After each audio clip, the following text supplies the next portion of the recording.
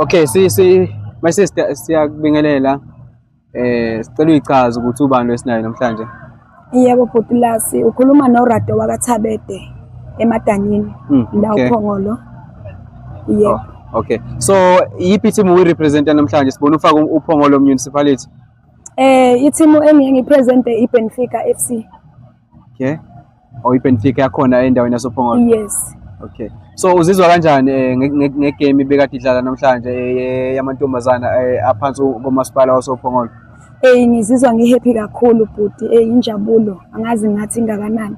Okay. Hayi inkulu kakhulu because igame yokuqala ngiwine ngo-6-0. Ngabuya igame yesibili ngase ngibashaya ngo-6-1. Yes. Inhloso yami beku-5-0 kodwa ngokuthi bese belikorile lelodwa ngase ngithi aba-ede 1. Hayi siyakuzwa. So igame elandelayo ikanjani? Khona igame enisazoyidlala ezolandela la? Yebo bhuti, kusuka manje sengilinde ukuya kwi-final. Amagoli engiza nawo nje impela kwi-final. Hayi ngizoyiqukula le trophy. Ngizobe ngiqukula okwesibili ke bhuti, na last year ngiyithathile ngaphuma position 1. uPhongolo ayimeya yajabula kakhulu. Ngizophinda futhi nanamuhla ngizophinde ngiyithathe futhi. Hayi no sebo. So ifuna ukubuzwa my sister, njengomuntu ocoach abantu besifazane more especially ingane, imaphi ama challenges ocabanga ukuthi uye udibane nawe kube nzima nokuthi ungawahendlisha? Maningi kakhulu bhuti ama-challenges enginokudibana nawo mhlampe ngaphansi kwabazali wokuthi mhlampe ihamba ingane makuthiwa sine-game noma sine-gym ingaripothanga kumzali, kodwa ngiyakwazi lokho ukuthi ngikwazi ukuthi ngithi mhlampe ingane isithi angisayi ejimini, umama ufike wangithethisa ngikwazi ukuxhumana nomzali. Yes.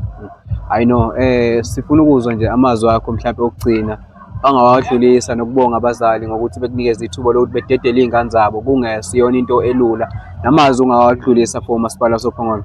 Ngizoqala nje ngindlulise kubazali okuyibona abasizalele izingane esisebenzisayo ePhongolo ukusimela emidlalweni. Ngiphinde futhi ngizobonga umasipala wethu ePhongolo, imeya yethu uThwala, ngithi angibonge kakhulu nje izandla zendlula ikhanda. Bese ngibonga namakhansela esinawo oPhongolo.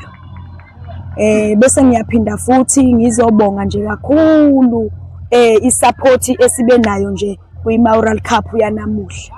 Ngizothi nje siyabonga kakhulu, bengadini beqhubeke njalo besenzele okuhle. Hayi siyabonga kakhulu my sister, sibonga isikhathi sakho silas ekhanda.